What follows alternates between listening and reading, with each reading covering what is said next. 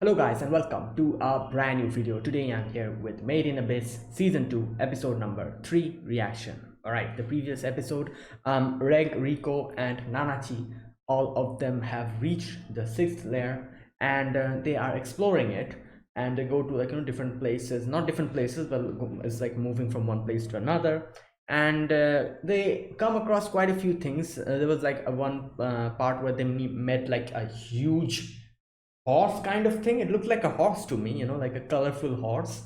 Kind of like how little children draw in their like a sketch in their picture book, like colorful horses, that kind of a thing. It's huge, and those are dangerous obviously, so they avoided it. And then there was these weird looking things, like small looking things, whose eggs they took so that they can eat it later on, and we came through some geothermal vents.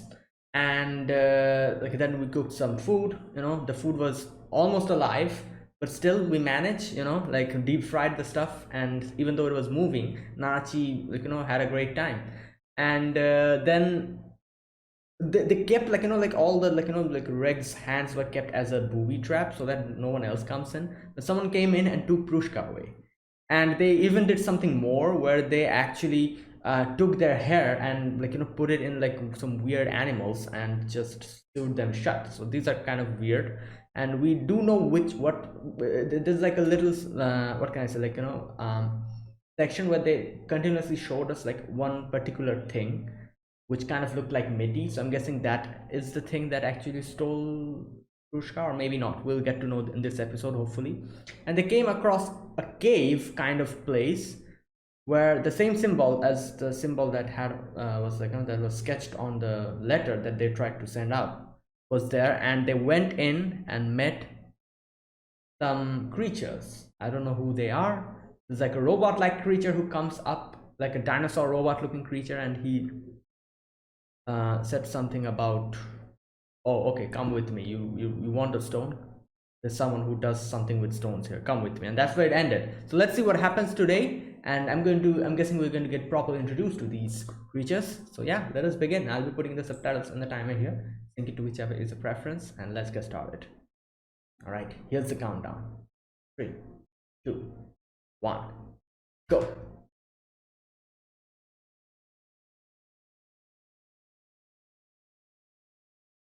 This opening is probably my most favorite opening from this season.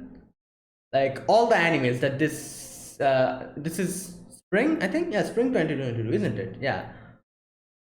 Out of all the songs that I've heard up until now, this opening is the best, I have to say. I love this so much. Like the other openings are quite good as well. Like I love Overlord's opening as well, but I feel like this one is the top out of all of them. This is just so good.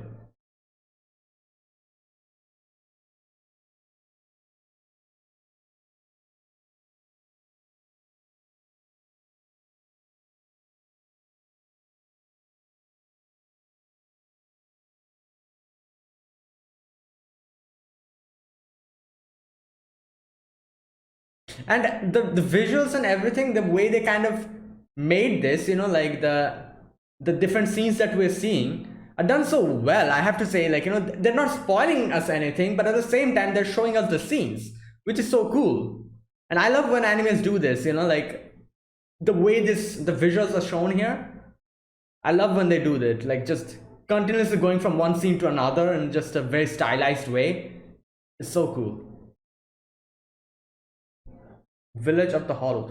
Oh, these are hollows. Oh, that makes so much sense now. Okay. I was like, they're not monsters. They would have attacked us then. Then who are these things? Okay, they're hollows.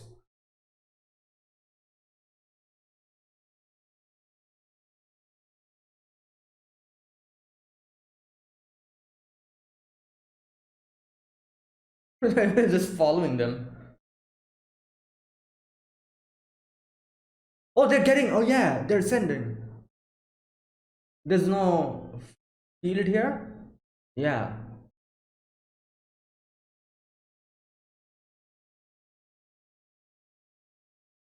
For a moment, I actually forgot about the curse. Like, if I weren't here, I would have probably died. I just forgot that the curse existed.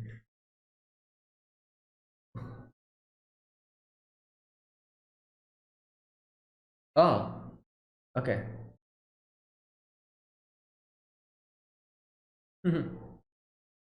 Oh, okay. So these were all humans before, I'm guessing? Yeah, that's true.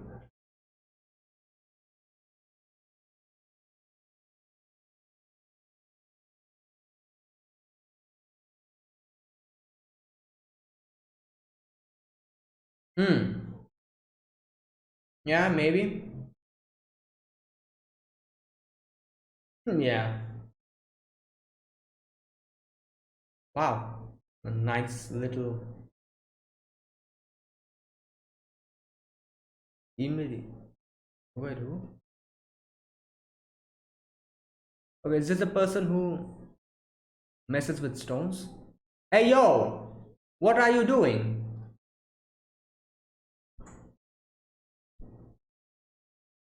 Calm down. Okay.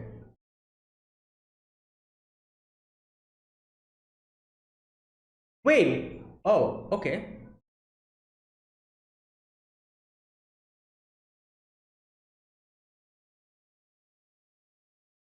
Wait, really?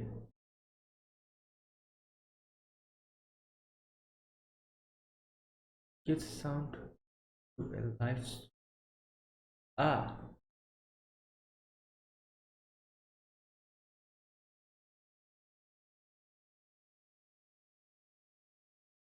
well, okay. I guess you can say whistle is like a.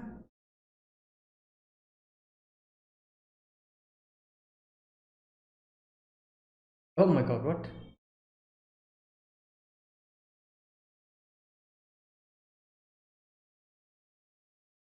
Hollow, I'm guessing? A hollow just.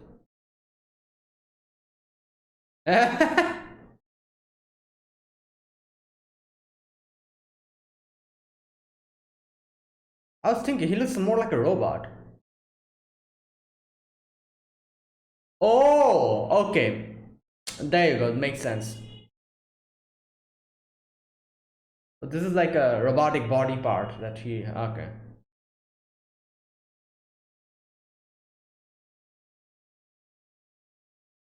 Oh, this is like a whole marketplace here. Yo. Yeah. Wow. This is like a Hollows community. Value. Okay, yeah, makes sense. You need some kind of current, yeah.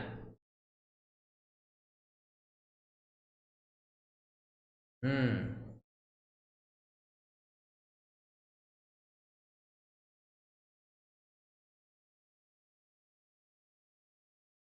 Hmm. Is that paper? What? Map? Ah. Okay, okay. This person needs something of value. Yeah. So we need to trade something for this.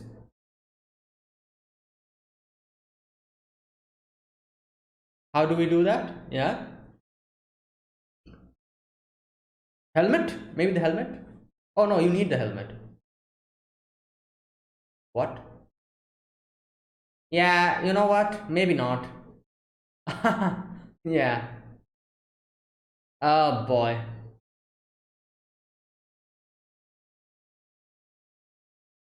Wait, that symbol.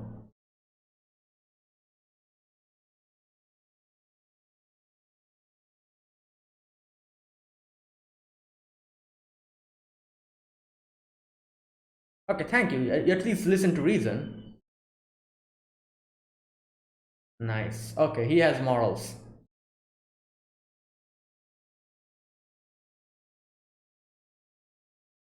Yeah, it's the same symbol.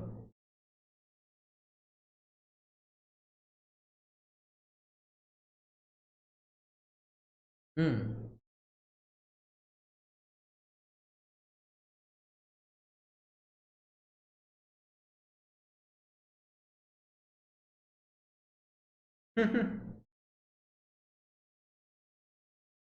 Wait, they're talking about value, but one of them just took Prushka from us without giving anything of value to us.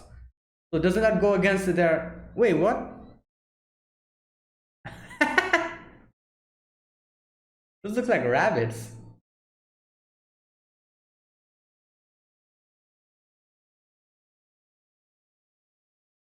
Neither but both.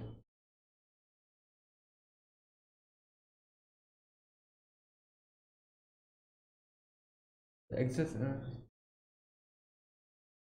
Oh,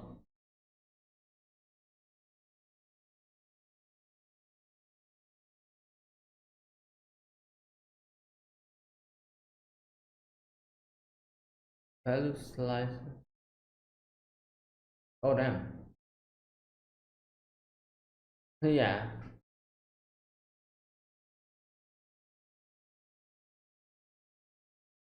Oh, okay, interesting. What about Nanachi then? Oh, okay, Nanachi.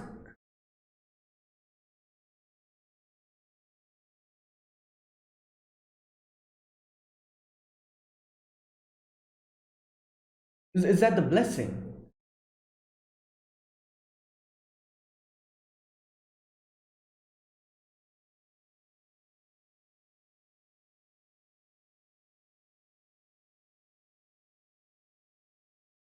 Uh, yep, meeting.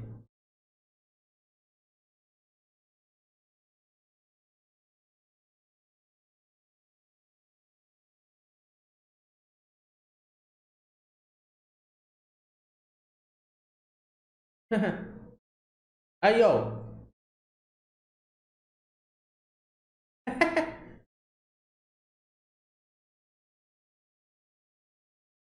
It's time for Rek to get groped now, I guess. You can understand probably what Nanachi feels. What happened? Wait. Oh, yo. Oh my god.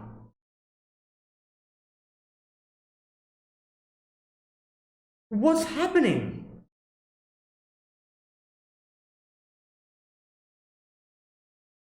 What the hell? What? What the hell?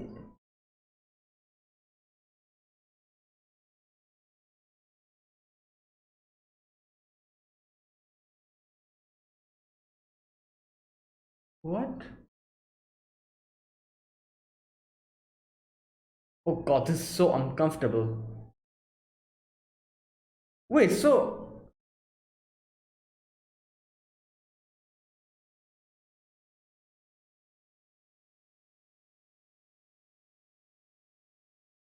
Yo. Stop!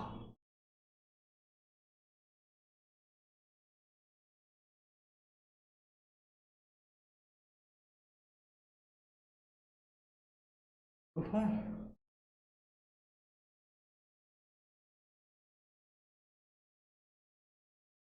Balance?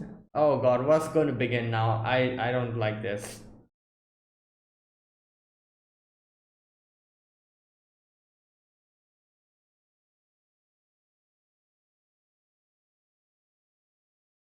What's happening?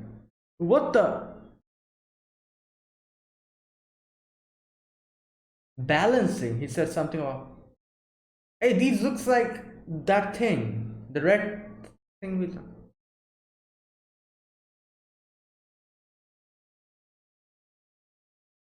Oh my god! What is Oh, did... Wait. What? Ah! Because of Mania.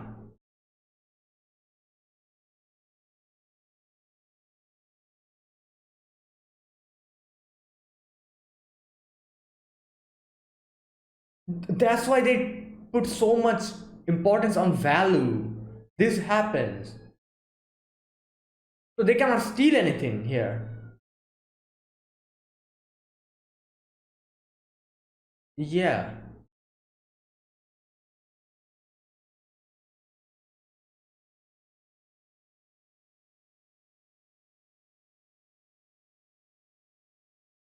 Undesired thing that has no buyers. And then lost for.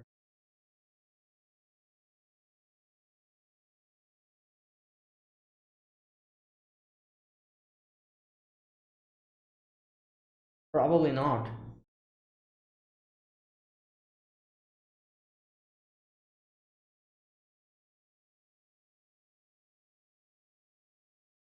Oh, because. Oh, is that why he asked Ri- Rico that what value is this? Oh my god. Oh no. It's gonna destroy this thing because.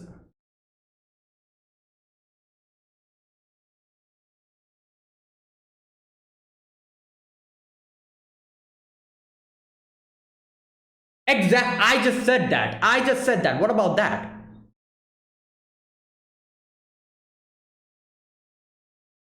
Oh. Okay, okay.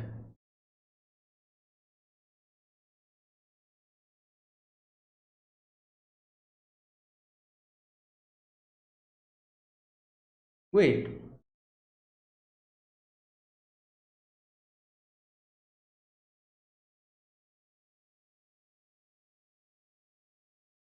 Yeah, it's her value. Okay, yeah.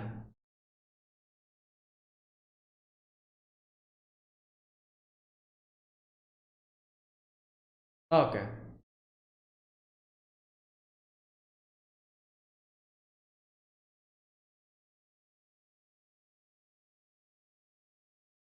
Yeah, they won't try to mess with them after this. I wonder how the value is actually, like, actually selected. Like, wait, which she can speak?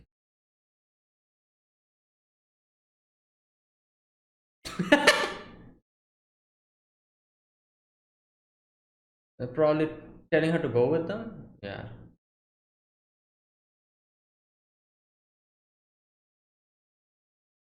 Probably Liza's. No. Oh, wow. Okay. Damn. I thought it was probably something Liza inside Liza's notes or something written.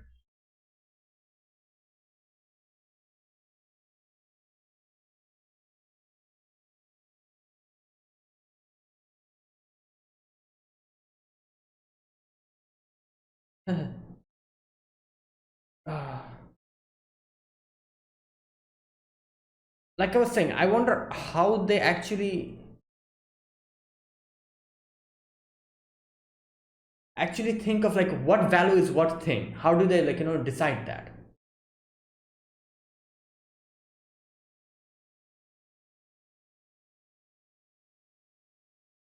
Oh, one. Okay, that. Oh, okay.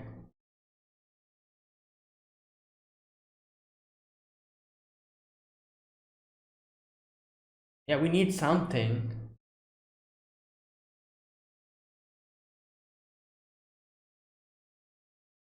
Oh, nice.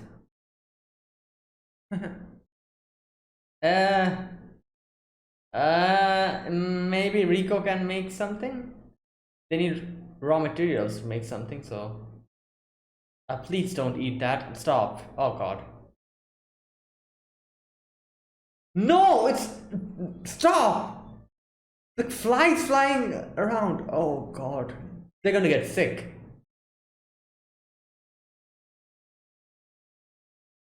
Yeah.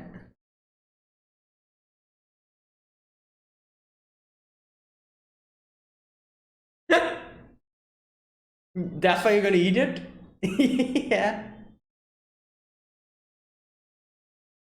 Well, that's good, I guess. I was just saying this. Like, they're gonna get their stomach. Nanachi's probably fine.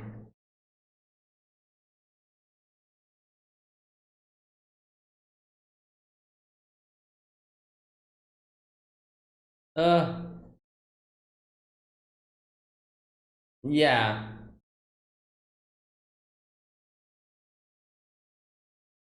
Half, half the day.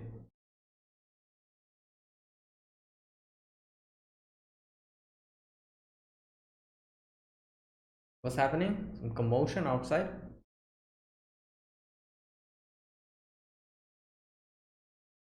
Oh god. Oh, someone's getting the balancing again. That thing that what was it called?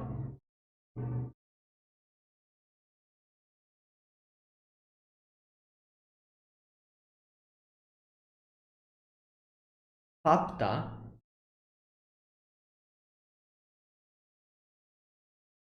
Angry. Embodiment of that.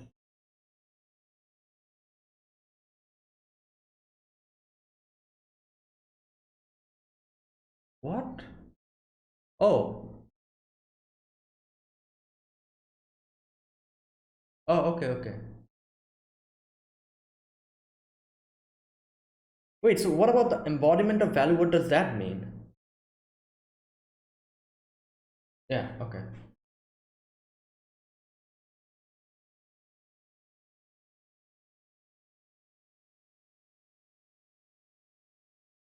Hmm.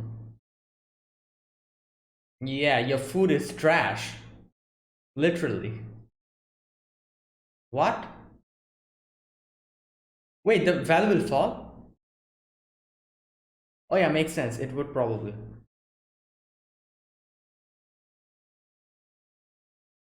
Yeah.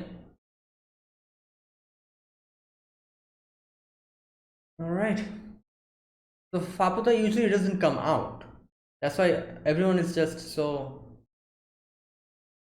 Yo, he just gets in. Going to knock.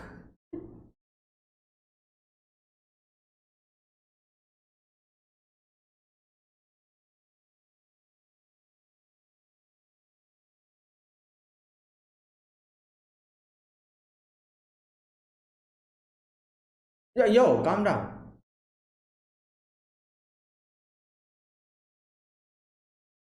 Wait, what was that?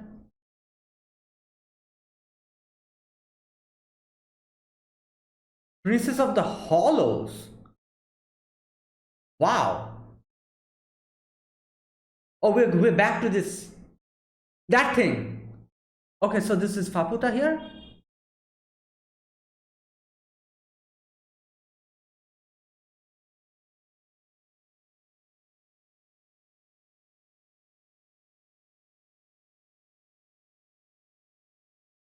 Ganju.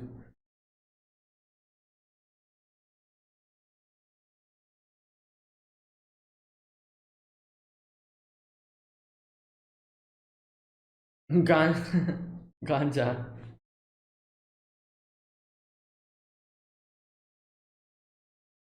Alright, so they also made these creatures. Well, obviously they came to the sixth set, they wouldn't meet them. Yep, there you go.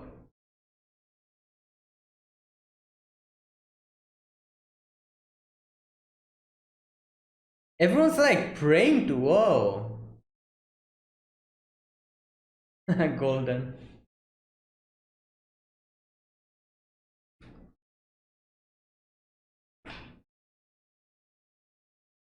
Yeah, alright.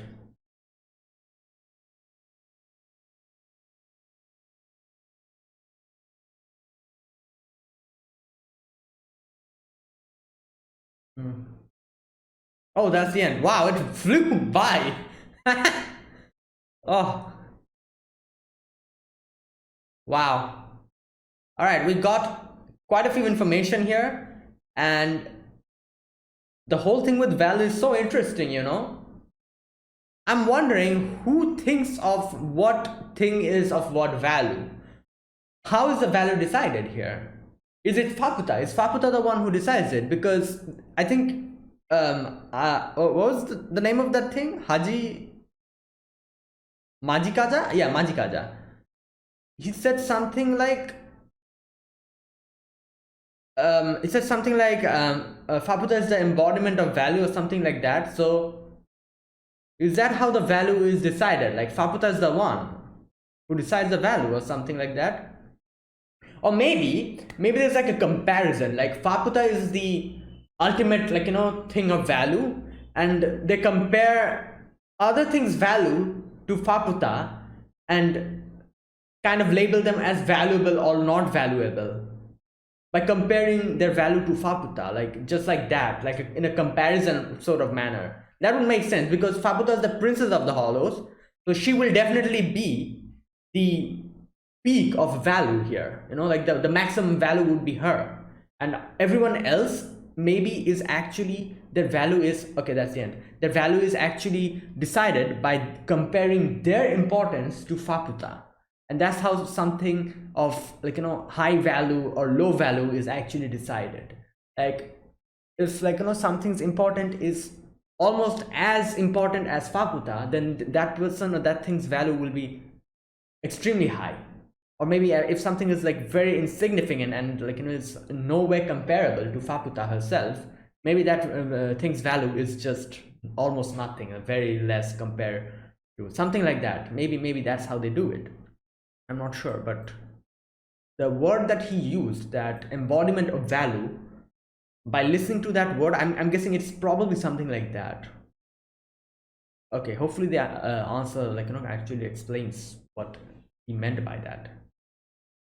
All right, we begin this episode. Like at the beginning, I realized after reading the title that these are actually hollows, because I was thinking in the previous episode, like, what are these things? Like they're not monsters. Monsters would attack them.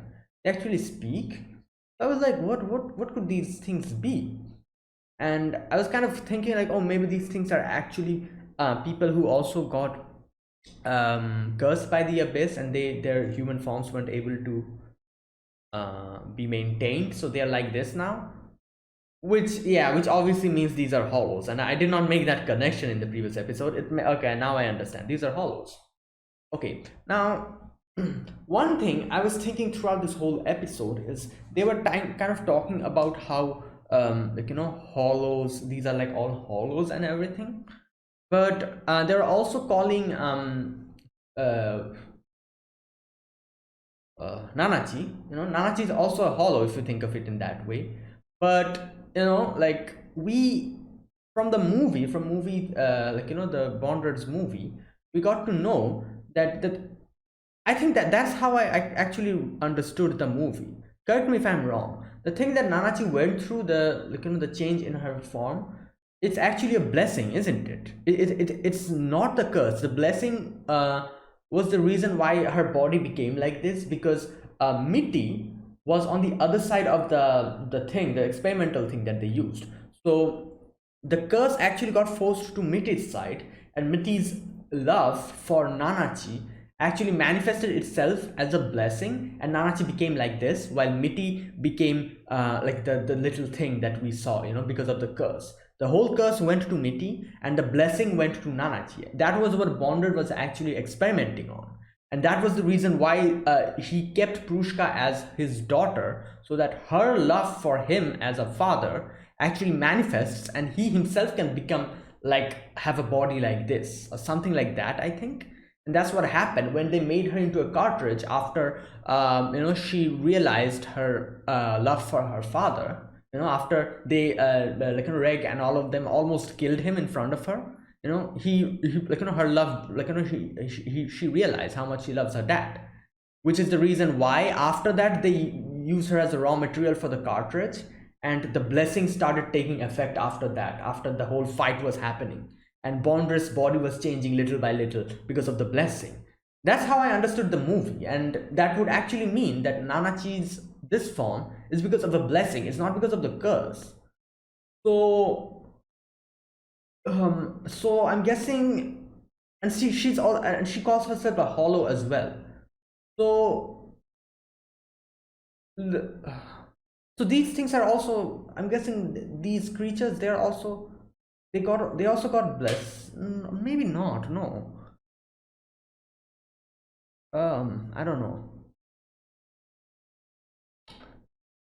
Okay, I think they kind of talked about that a little in the middle portion. Let me go there first. All right, before we go there, let's start step by step this episode. We reach um, the village of the hollows. All the hollows are actually following them, and Majikaja says something like, "Oh, follow me."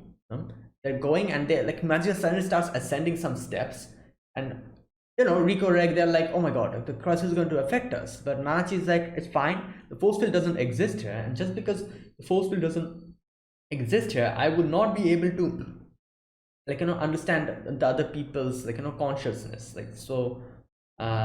Keep an eye all out, Reg, because if danger approaches, I won't be able to warn you guys because the force field is not here." Now, like then we are talking about the hollows. Like when Reg asks Nanachi if these are hollows or something, and obviously Majikaja's body is a little bit different. I also said that. I was like, this doesn't look like a thing. It's like a mechanical thing. So is this a robot or something? Which Majikaja himself later talks about it, why he looks like that. And it's a vessel that he's using, I'm guessing. Okay, this part, I need to read this part. When they were talking about this, Nanachi says, we need to know if we're going to go further. That's the sense I get. Now, Rico says, could it have to do something with the curses and blessings that the Sovereign of Dawn was talking about? There you go. So the whole curse and the blessing, that thing comes up here again. And I'm still not completely... I don't think I completely understand what the curse and the blessing is. Like, I understand what the curse is, and I also kind of understand what the blessing is. Like someone who loves you, because of that, the blessing manifests. I'm guessing that's the thing, but I still don't know the actual details about it, because I understand like the thing that Nanachi's body is because of the blessing, and also Bondred's body that also changed was also because of the blessing. So the curse then. What about the curse? Like, how do you actually differentiate between which is a curse and which is a blessing? Because they kind of look the same, don't they? How can you differentiate here which is a curse and which is a blessing? Oh, I'm guessing if you get hit by the curse, then you will probably lose all your way to like you won't be able to keep your consciousness. Your soul will be stuck in it, and you'll kind of be like Mitty, I'm guessing. That it's probably something like that. So does that mean like all the things that we are seeing here who has consciousness, all these hollows, they were all blessed? These are not curses. So does that mean that? Then there are some of them who actually cannot speak. So I'm guessing the amount of blessing that they got were lesser. So that's why they cannot speak or something like that. Because Nachi can speak and talk very nicely, very properly. So we know like the blessing, she got a lot of the blessings. That's why she's like this now. Kind of similar to Majikaja as well, I'm guessing, because Majikaja also can talk and also can have like a consciousness, that type of a thing. Oh yeah, anyways, these are all questions that I have, and I'm guessing I'll probably get to know them as we go deeper into the series. Now after that we get to the room, the hut or whatever, and we see Prushka over there, and there's like a weird hollow and kind of chipping it off, and obviously everyone freaks out, and Reg was going to go attack that thing, but Rico's like, stop, like it's fine, Prushka's not minding it, she's fine with this. So here Majikaja says something. He says that this is actually not its actual form. It's not the true form of the stone. Okay, he says it gives sound to a life's will, a musical instrument, that upon becoming musical instruments, stones get stronger and their precision increases. Wait, so musical instrument? Yeah. So wait, then all the white whistles we've been seeing, all of them are not their actual form? Like everything is like a whistle, like all of them are whistles. And this is also like a whistle. So unless and until you transform them to a musical instrument, their actual form would not be released or something. But then, uh, I guess you can say that a whistle is also that's kind of stretching it, isn't it? Like, a whistle is a musical instrument. I don't think you can actually put a whistle in a musical instrument category. It makes noise. In that sense, you can say, yeah, maybe that's musical instrument. I don't know. But okay, I have more questions now. Like, upon becoming musical instruments, tones get stronger and their precision increases. To possess one without undergoing that process isn't good for its value. Now, here's the whole thing with value comes up. When this line was said, I didn't understand what the hell he was saying, what value. But after that, as we see more and more, I understand what he was trying to say here. Basically, the people here, like, just fusses a lot about value, especially because what we saw later on, like how that whole thing happened of, like, where they actually judge of other people's values, and if something of a higher value is damaged, they take it from them, like in that forceful manner. And the white whistle obviously is something of great value, so that's why he's not happy about the fact that this thing is not in its true form, where its actual value will come out. These people actually think so much about value and all. That's why.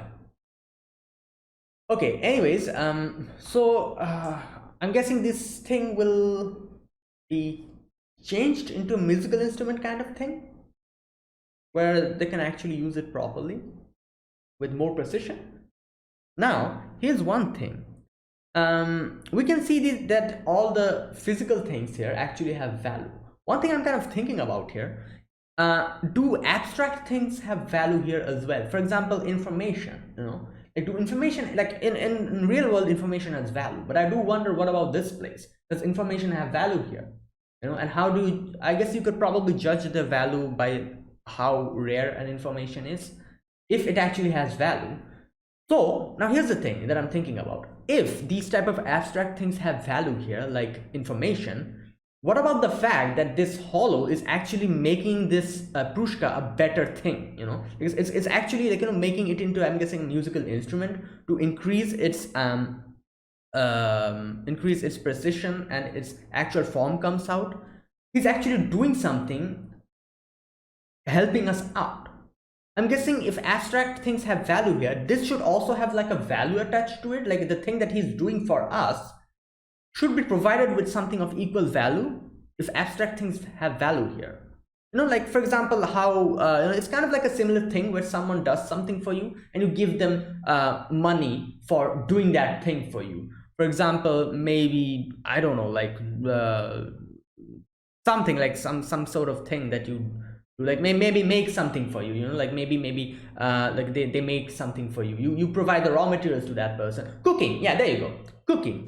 I think cooking is a good example to actually use here, because you're providing the raw material, like, for example, to someone, and your cook, in your house, they cook it for you. Your chef in your house probably, like, makes it for you and gives it to you, and you eat it.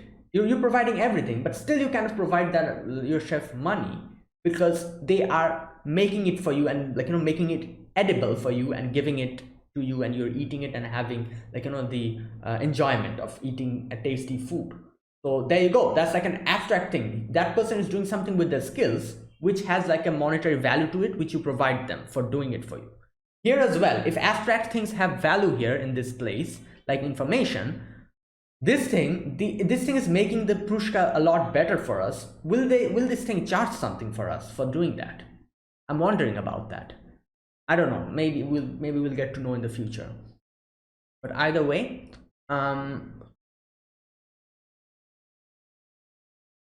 Majikaja is like, all right, come with us.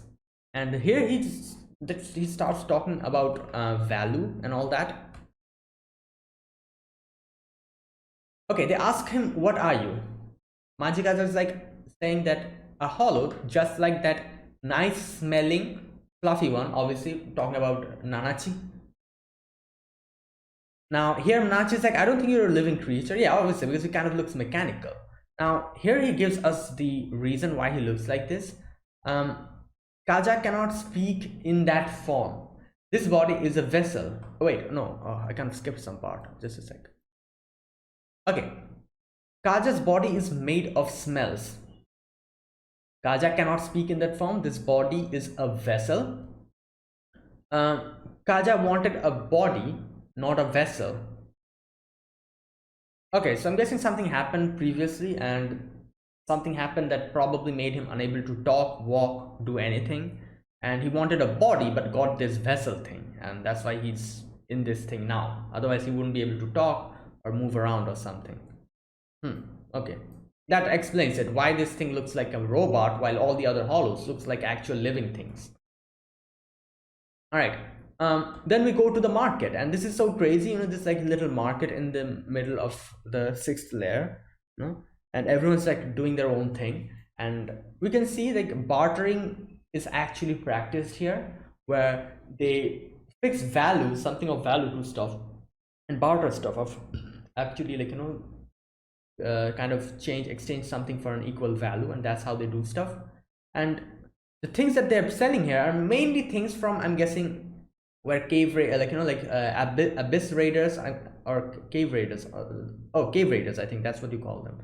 They come here and drop some stuff, maybe like dye or something, and from their bodies, from their remains, maybe they kind of pick these things up and bring them here to actually sell, and something like that, I guess.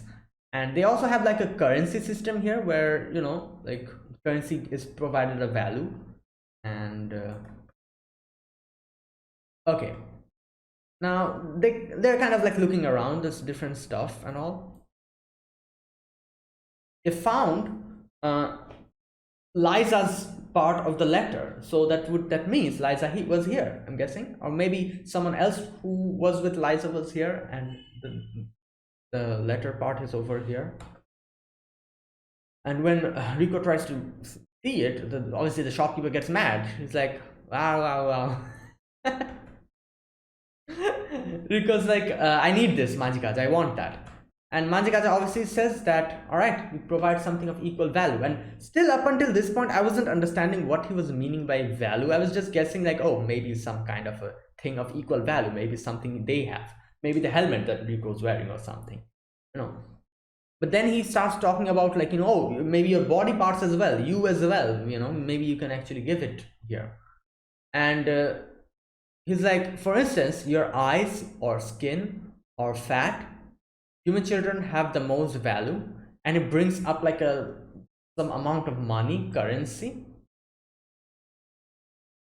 And Kaza's like, oh, I'll give you this amount of money. Then yeah, if you want to sell yourself, then sell yourself to me. I can make use of your like skin, your eyes, or something like that. He was saying. Obviously, Rico freaks out. Everyone freaks out. And Rico's like, nah, I'm good. Like I don't want that.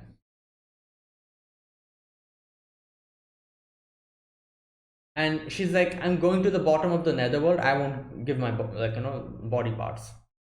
And he's like, all right, like I'll give up then. And he says something here where he says like stealing value is the gravest of crimes, which we get to see later on. It's not technically stealing, but that thing actually damaged Mania, which is the reason why it went through so many things.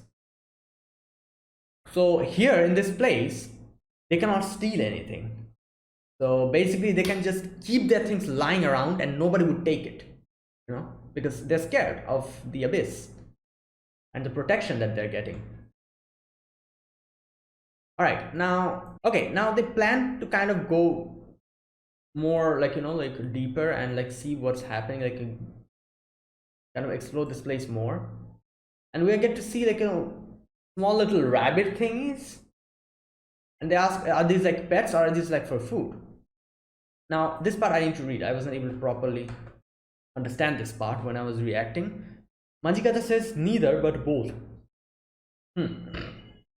This one, Enbel leaks values having small things crawl around their body. What? Okay, the excess animals are displayed like this as value for bartering. Kaja also trades a lot to make vessels. I'm still not quite sure about the value thing. Like, how do they actually put like a label of which is valuable and which is not. I kind of talked about my theory of maybe like, you know, Hakuta, maybe that person, they kind of compare it something to her, and that's how they think of which is valuable and which is not valuable.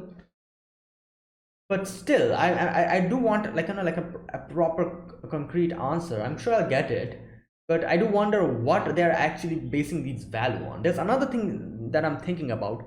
Maybe they actually base the values on what people think the values are for someone. Like, okay, this part kind of makes me think of that. He says here that what is that part? This one embellishes values having small things crawl around their body. There you go. This thing values these small little things. So for him, these small little creatures have a higher value than anyone else. Oh, maybe it's something like this, you know, for someone which has like, you know, like value differs from people to people. Like I would probably be like, you know, crazy about something which is like maybe very like, you know, insignificant to someone else, you know, and I might actually pay big money for that thing which someone else might not have any value for. So that kind of thing, maybe here is also the same. For an individual person, something which is of greater value, I think that's probably that makes more sense, you know, not the whole Faputa thing that I talked about. That's probably not the way it goes here. I'm guessing the way it goes here is like for you, whatever carries bigger value, you have to provide a bigger valuable thing to get that thing. So basically, for example, these little creatures, for this thing, embellids, you know, these are of extremely high value. But for Rico, these things are not valuable at all. I'm just taking an example, you know, like not that much valuable at all. So if Rico, you know, needs to maybe pay for like, you know, something of equal value to get these little creatures, she'll probably pay something very less, you know, and they'll easily exchange it with them. But for Enbelitz, this thing, if this thing wants to buy one of these little things which have a lot higher value to him than anyone else, he will need to pay a lot of things of equal importance and equal value. So for him, the value increases. He needs to provide a bigger value to get the same thing that Rico is going to take, because Rico doesn't have much need for that thing. So individual, I'm guessing, is that how it goes here? That'll be quite interesting if you think of it that way. Basically, the abyss somehow actually realizes what value something has for you. So if you like, you know, try to scam someone by saying like, oh, this is not of equal value, like, you know, much value to me, and try to get it with a small amount of money or something, you know, the abyss will get you. That thing that we saw, you know, like that'll get you. And maybe it's like an automated process. That's why if something holds high value to you, you need to pay high amount of things to get that thing. But this kind of I don't know, maybe it's something like that, because I feel like that would actually make so much sense here. Yeah, because yeah, I remember multiple instances where Majikaza was also talking to Rico about selling herself to him. He said something like, "Oh, I would also pay big money for your body parts," or something like that. He said, which kind of shows that for him, Rico's, like, you know, eyes, maybe her skin or fat, something like that, holds a higher value than someone else maybe, and that's why he's ready to pay big money. Kind of like an auction, if you think about it, isn't it? You know? Yeah. Yeah, kind of, I guess. Anyways, okay, now he talks a little bit more about this episode is so interesting. There's so many things that this episode brings up. Okay, the next part, he says Tabasa over there values passing tubes through their own. There you go. Okay, I think I'm actually correct. So that's basically it. For individual person, the value actually differs. So that's how they kind of actually, like, you know, yeah, okay. Tabasa over there values passing tubes through their own body. Okay. Miskeso values slicing apart the bodies of others. But these things are actually abstract things, isn't it? Like, for example, Miskeso values slicing apart the bodies of others. This is not an actual physical thing that you can put a value on. So I do wonder, how do you actually calculate this? Like, this is like a abstract thing. This is not a physical thing that you can actually put like a label on. Oh, maybe like, just like I said, how about cooking, maybe I don't know. Yeah, like something that he likes to do. So if someone lets them do that, maybe this thing needs to pay something of equal value or something like that. Oh, I think it's something like that. Like, for example, here I'm taking this example, Miss Queso values slicing apart the bodies of others. So maybe if someone or something says something like, oh, here's a little thing, you can slice this thing's body apart. To do that, you need to pay me money or something of equal value. And Miss Queso actually needs to pay something of equal value for that, to because he values it more, that kind of thing. So maybe if there's something that someone has no value of, for example, maybe maybe like a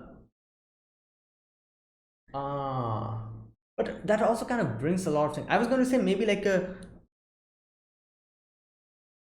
little thing, for example, doesn't have any value to you, so you can take it without incurring any kind of penalty because it doesn't have any value to you.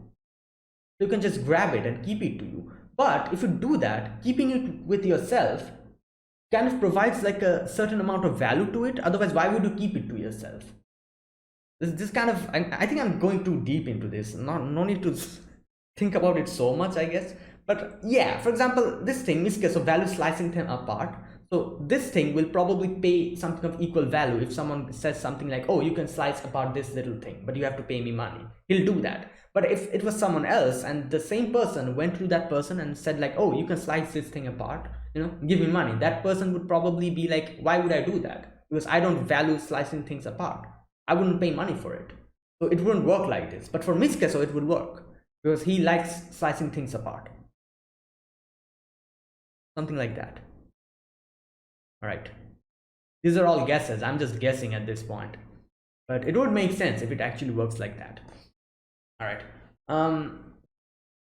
Now, another interesting thing that this Majikaja says here, the bodies of all of us hollows more or less take on the shape of our respective desires.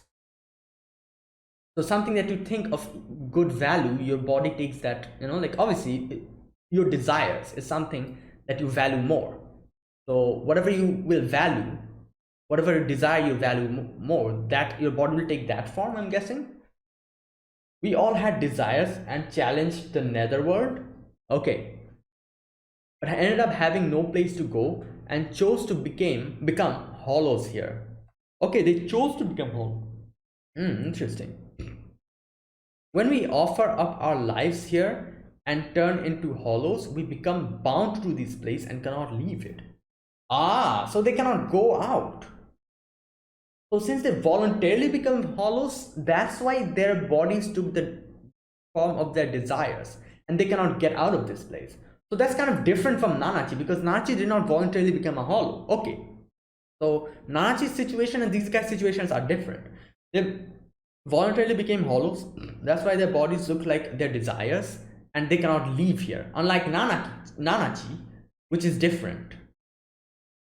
She can probably leave this place if she wants to, I think. I think at least.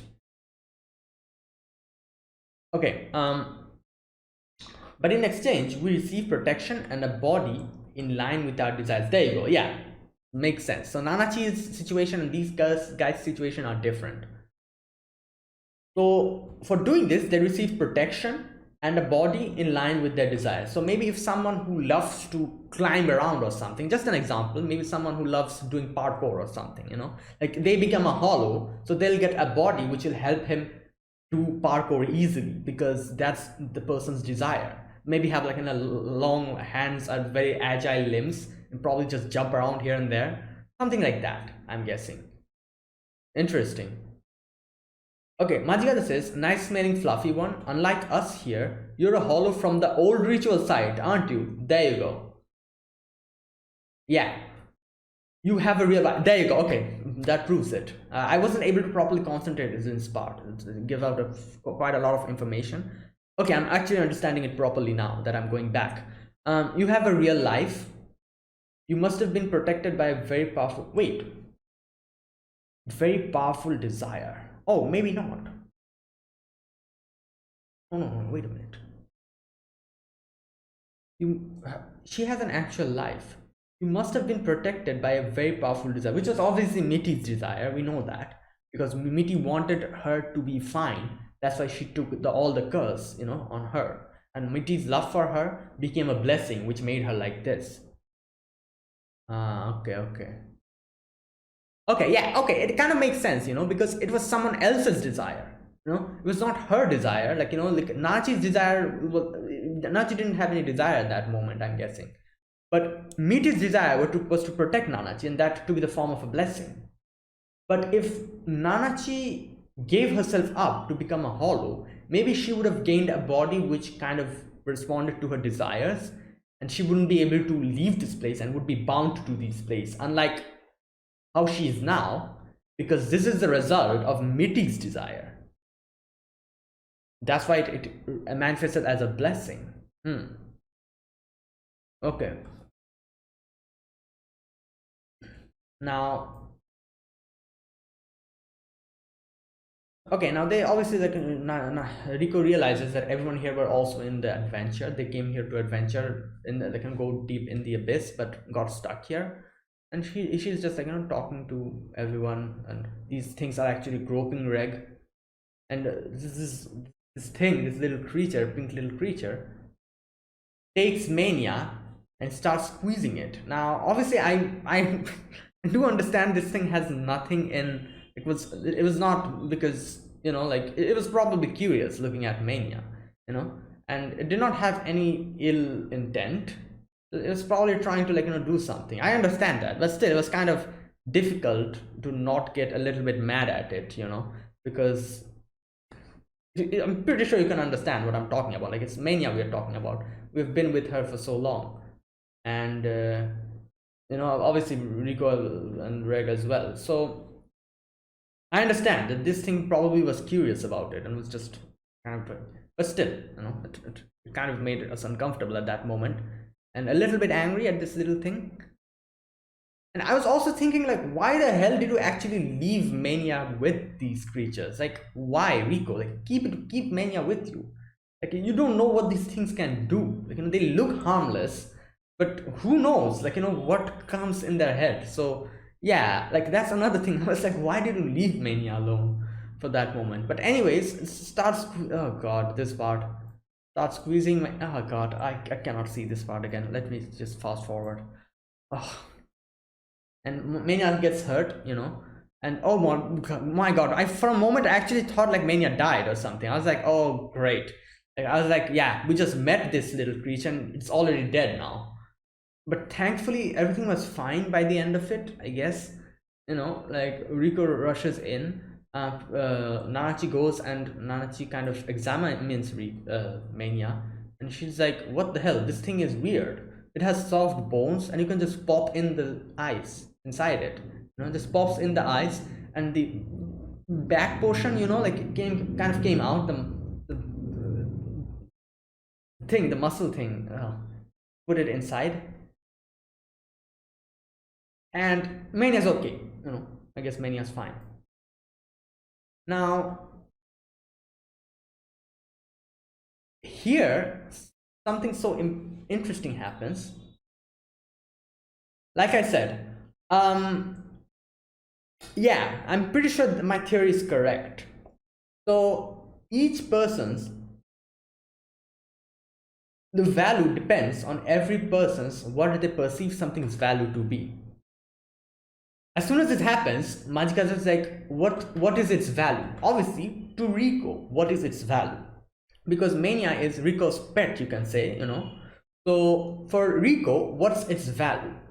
If Mania for Rico was probably some insignificant little thing, nothing would have happened here, I guess. But obviously, Mania is something that is irreplaceable to Rico.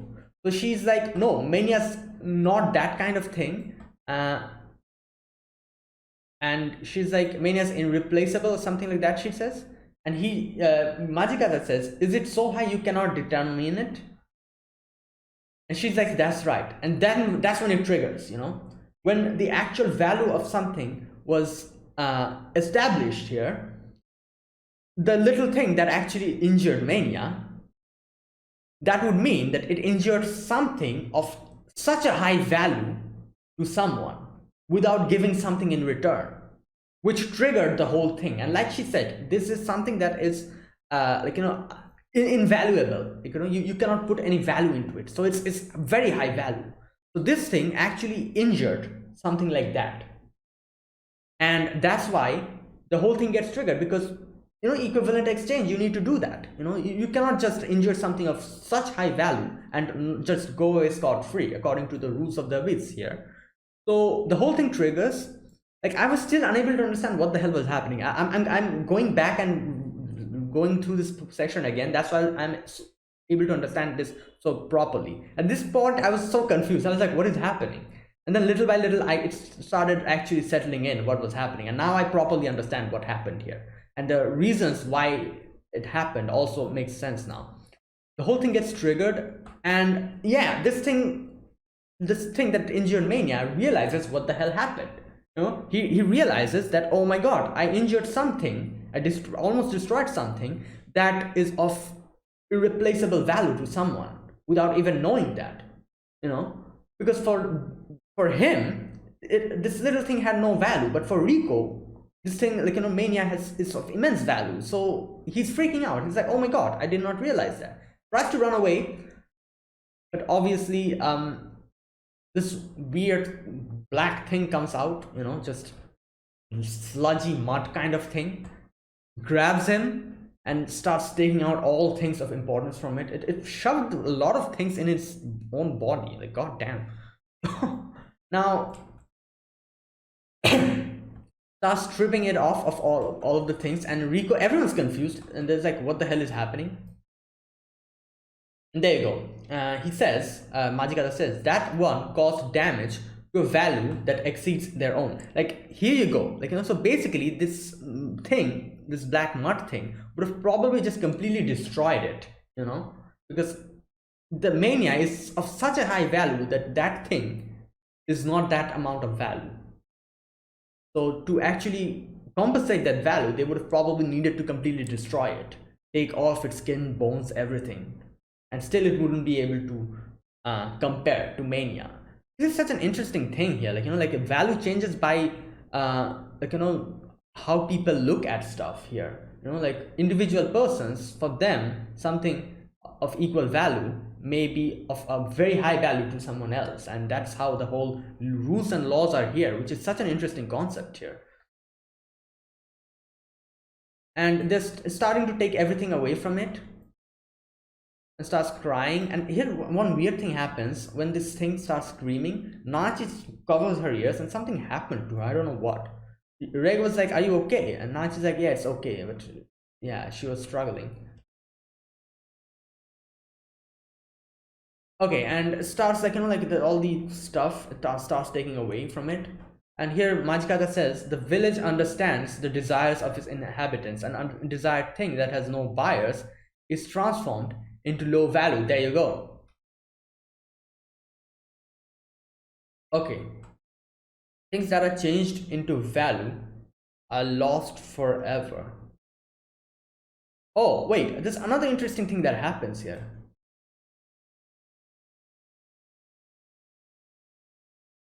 The village understands the desire of its inhabitants. An undesired thing that has no buyers is transformed to a low value. Okay, things that are changed into value are lost forever. Wait, so I'm guessing all the things in this village, if there's no buyers for it, it becomes something of low value and gets destroyed. So all the things that this thing was taking out of this pink little thing, if there was someone in the village who was ready to pay big money for it, they could have probably exchanged it for a huge amount of money. But since the whole village, no one was interested in the stuff that was inside this pink little thing, it became something of low value. So there's a lot of things to actually realize here. It's not only value of something to someone, it's also the value of the village as a village as a whole as well. So basically something can actually hold immense value to you, but for the village, if that's not something of equal value, then you cannot sell that thing to someone and expect them to give you big money for it, because your value for that thing is huge, not the other people. They won't pay big money for it, so basically this black mud thing, it started taking everything from this little thing to compensate the damage that it did to Mania. And the things that probably held a lot of value to this pink little thing held no value to anyone else. So he cannot even sell it for getting like something of big value. For him, that thing is very valuable. If Rico damaged something, some of the things that he had, like maybe the teddy bear that he had, which had a lot of value to himself, if Rico damaged it, then Rico would have had to pay a lot of money, because for him, that thing's value is a lot. But that didn't happen. Rico didn't do anything here. This thing damaged something of extreme value to Rico. So that's why he has to pay that amount of reparations. But stuff that he considers valuable is not considered valuable by other people. So he cannot sell them to kind of reprimand the amount of damage that he did to Rico's pet Mania. Okay, wow, a lot of things are happening here. This is like an interesting thing. All right, I'm understanding stuff now. Now, obviously, Rico's like, okay, like, you should probably stop. Can't you make it stop? I feel bad for this.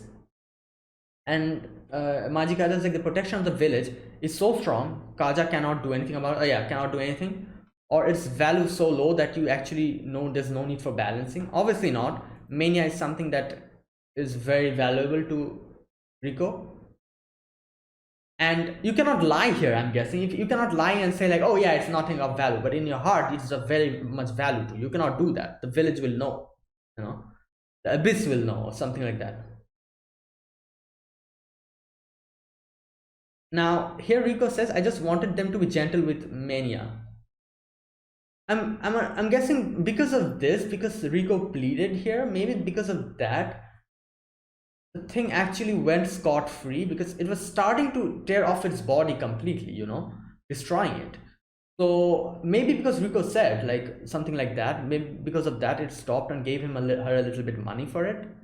Otherwise it would have probably, the black thing would have probably completely destroyed the pink thing, because yeah, it's of it's of huge value to Rico. So even if his body is destroyed, I doubt it would have been able to reprimand the amount in damage. So maybe because Rico herself said that, oh, it's fine, like I just wanted it to be gentle with Mania, I don't want it to die because of it. Maybe because of that it stopped later on. Or I don't know, wait a minute, let me see this part again. Oh no, maybe not. Maybe it actually destroyed him. Wait a minute, let me check this part again. Oh my god. So basically this part, they completely destroyed his body and started just giving it out to the buyers here. And here, like those teddy bears and everything, none of them had any value for it. But for body parts, a lot of people are able to pay a lot of value for it. Oh no, sorry. Oh god, they completely destroyed it. I thought that it probably took a little bit of a body parts and let it go. No, it completely destroyed the little thing, I think. The pink little thing. It's dead. And all the body parts were used to gather the amount of money which was paid to Rico because of the damage. Now here, the question I had, how were they able to take Prushka then? Because they put so much importance on value. Nachi asked the same question and he's like, oh, not anyone from our village probably did it, like someone from the outside village. They're not protected by the power of the village. Okay, so it's not the abyss, it's the village. Okay, there you go. That's another thing I got clarified of. It's not the abyss, it's the village, the power of the village. Okay, now the money kind of manifests and gives it to Rico, and says like it's finally reached the amount of your damage value. Like here's the thing, if this thing actually killed Mania, I feel like the money wouldn't be able to compensate it, because Mania was injured. It was still able to make, it was still high amount of damage, you know, like a high amount of money this thing had to pay. But since it was just injured, and it would, she would probably, Mania would probably be fine within a few days if she takes rest, you know. They were able to actually, like, you know, actually put a value to it, you know. If Mania died, I feel like none of it could have, like, you know, actually compensated. None, like no amount of money could have compensated it, something like that. So that's why they were able to put an amount, a value amount to it, because Mania's not dead, Mania's just injured, and she'll also be fine within a few days. If the injury was more bigger, I think they would have gotten a lot more money. I feel like that's how they completely do this thing, you know, this whole thing. Now obviously they're conflicted to use this money, because that little thing got destroyed for this. But Majikaja is like, you need this because you need some place to live, you know. You cannot just stay here by doing like that. So here they kind of ask all the other hollows like where they can sleep and have like food, and Rico kind of gestures and tells them, and kind of talks their language a little bit. For a moment I thought she got to know this from Liza's notes, but then she's like, no, this is actually from Majikaja, because Majikaja himself was talking like this, and I thought that it was probably something like that, you know, like the inn and the food, that's what it meant. And I'm like, damn, like that's that's kind of very intelligent, I have to say. She actually figured it out. Now, okay, now they go to an inn, and they go, you know, like inside the inn, and there's like food there, like some weird looking food. I don't know how Nanachi's just eating it. Rico was also eating it. It was like smelly, all bugs and everything. And oh god, Rico's like, you know, actual, what Rico says here is like, oh, I want to eat food from Abyss, from any type of food, all food I want to eat here. I want to experience everything, and there you go. You know, your curiosity became your biggest problem here. You know, like she gets sick after eating it. Obviously, Nancy won't be sick because he's fine, and neither would Reg, I guess. So next they kind of go out, and everyone's just going somewhere, and Reg is like, oh, Majikaja, where are you going? And Majikaja is like, Faputa. It's Faputa. Faputa is waking up or something, he says, and we're going to go see that. And he says, like, very rare, always very angry. Faputa, embodiment of value, but usually doesn't show self. Embodiment of value, which is kind of an interesting way to say. So I'm guessing Faputa is the most important thing in this village. Like, for other people, I wonder what Faputa herself thinks of herself. Like, your own value to yourself is also another thing that will play a role here, I'm guessing. If Faputa doesn't think anything of herself, for herself, her value would be a lot low. But other people, you know, she's the princess of hollows. So other people looks at her in a very high, like, you know, manner. So that's why for everyone else, Fabuta's value is immense. You know? That's why. Okay. And obviously Kaja also wants to see. Now, one thing I'm kind of thinking about, he did say that someone outside the village brought it, but here it's kind of established that Faputa, I'm guessing Faputa was the one who brought the Prushka over here, so didn't anything happen to Faputa? She's part of this village, isn't she? She's not part of outside the village, so I'm guessing I'll get to know what the reason behind it. Obviously, okay, Prushka, Nanachi decides to stay beside Rico, and decides to go and check out Faputa. And here Majikata is like, what happened? Like, you know, like, your human friend. And she's like, oh, like, she's stomach is and Majikata is like, oh my god, value will lessen. I should bring something, like, you know, some water or something to her. And then he's like, but I want to see Faputa as well. Dilemma, you know. But either way, Reg goes to, like, you know, that place and goes inside and sees the thing, the weird robot thing, and on top of it is Fabuta standing there, and she's the princess of hollows. And then we kind of shift to the past, like where they came for the first time. And here we see, like, the similar flashback where they met these creatures here. We've still not seen Faputa here. We see the robot thing here, on top of its Faputa standing. These things came and met the group, I forgot his name, the white-haired kid. He introduces themselves to these robot things, and like, we're Ganju, we're from the outside, this and that, and they're trying to kind of emulate their language and trying to tell them to follow them, and everyone's just freaking out. Everyone's like, oh my god, this is a golden city finally.